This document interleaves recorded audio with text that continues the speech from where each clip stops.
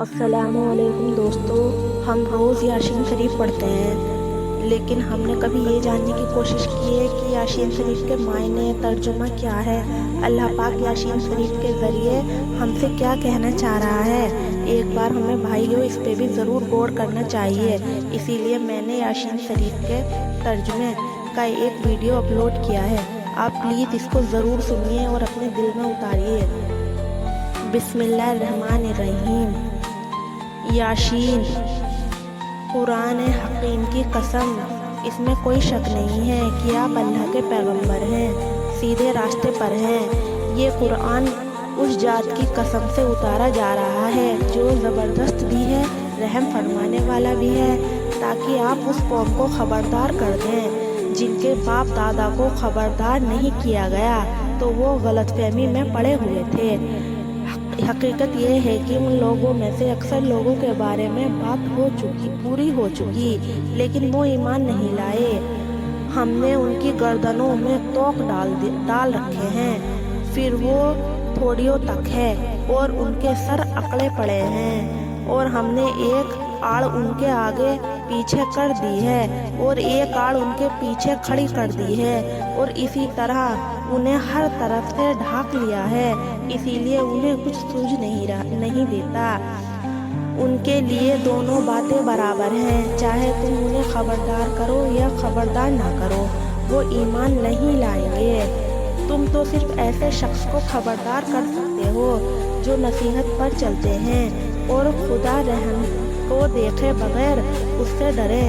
چنانچہ ایسے شخص کو تم مغفرت اور باعزت اجر کی خوشخبری سنا دو۔ یقیناً ہم ہی مردے کو زندہ کریں گے، اور جو کچھ عمل انہوں نے آگے بھیجے ہیں ہم ان کو بھی لکھتے جاتے ہیں، اور ان کے کاموں میں جو اثرات ہیں ان کو بھی، اور ہر چیز ایک کھلی کتاب میں ہم نے گن گن کر رکھ رکھی ہے۔ اور آپ ان کے سامنے گاؤں والے کی مثال دیجئے۔ جب رسول ان کے پاس پہنچے تھے تب ہم نے ان کے پاس شروع میں 2 رسول بھیجے تو انہوں نے دونوں کو جھٹلایا، تو ہم نے تیسرے کے ذریعے ان کو قوت دی تو ان سب نے ہمیں کہا ہم تمہاری طرف رسول بنا کر بھیجے گئے ہیں۔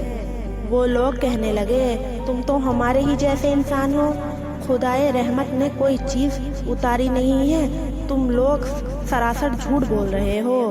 ان رسولوں نے کہا ہمارا پروردگار خوب جانتا ہے کہ ہمیں واقعی تمہارے پاس رسول بنا کر بھیجا گیا ہے، اور ہماری ذمہ داری تو صرف اتنی ہے کہ صاف صاف پیغام پہنچا دیں۔ بستی والوں نے کہا ہم تو تم لوگوں کو منحوس سمجھتے ہیں، اگر تم باز نہ آئے تو ہم تم کو پتھر مار مار کر ہلاک کر دیں گے اور تمہاری جانب سے تم کو دردناک تکلیف پہنچائیں گے۔ رسولوں نے کہا تمہاری نحوست خود تمہارے ساتھ لگی ہوئی ہے، کیا یہ بات اس لیے کر رہے ہو کہ تمہیں نصیحت کی بات پہنچائی گئی؟ اصل بات یہ ہے کہ تم خود حد سے گزرے ہوئے لوگ ہو۔ اور شہر کے کنارے سے ایک آدمی دوڑتا ہوا بولا اے میری قوم، رسولوں کا کہا مان لو۔ ان لوگوں نے کہا مان لو جو تم سے کوئی اجر نہیں مانگ رہے اور صحیح راستے پر ہے۔ آخر میں کیوں اس ذات کی عبادت نہ کروں جس نے تمہیں پیدا فرمایا اور اسی کی طرف تم سب لوٹے جاؤ گے؟ کیا میں اس کے علاوہ ایسے معبود بنا لوں کہ اگر رحمان تمہیں نقصان پہنچنے کا ارادہ کرے تو نہ اس کی سفارش میرے کچھ کام آ سکتی ہے اور نہ وہ مجھے بچا سکتی ہے۔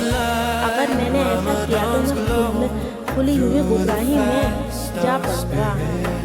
میں تو تمہارے رب کا ایمان لا چکا ہوں، اس لیے میری بات سنو۔ مگر جو کفر پر اڑے تھے انہوں نے اس ایمان لانے والے کو شہید کر دیا۔ چنانچہ خدا کی طرف سے اس کو حکم فرمایا گیا کہ تم جنت میں داخل ہو جاؤ۔ جن کہنے لگے کاش میری قوم یہ بات معلوم ہو جاتی کہ میرے رب نے مجھے معاف کر دیا اور تم کو باعزت بندوں میں شامل کر دیا اور مجھ کو باعزت بندوں میں شامل کروا لیا۔ ہم نے اس کے بعد اس کی قوم پر آسمان سے کوئی لشکر نہیں بھیجا اور نہ ہمیں اس کی ضرورت تھی۔ वह तो सिर्फ एक सख्त आवाज थी। फिर उसी लम्हे वे सब बुझकर रह गए।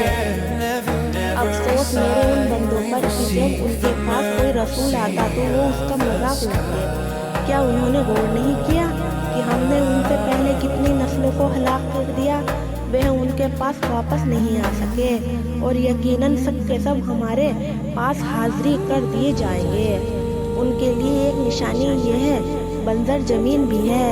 हमने जिसको जिंदा कर दिया और उसमें से अनाज निकाला तो वो उसे खाते हैं, और हमने उसमें खजूरों और अंगूरों के बागात पैदा किए और उस जमीन में चश्मे जारी कर दिए ताकि लोग उसके फल खाएं, और ये फल उसके हाथ के बनाए हुए नहीं हैं। फिर भी वह ऐसा नहीं मानते।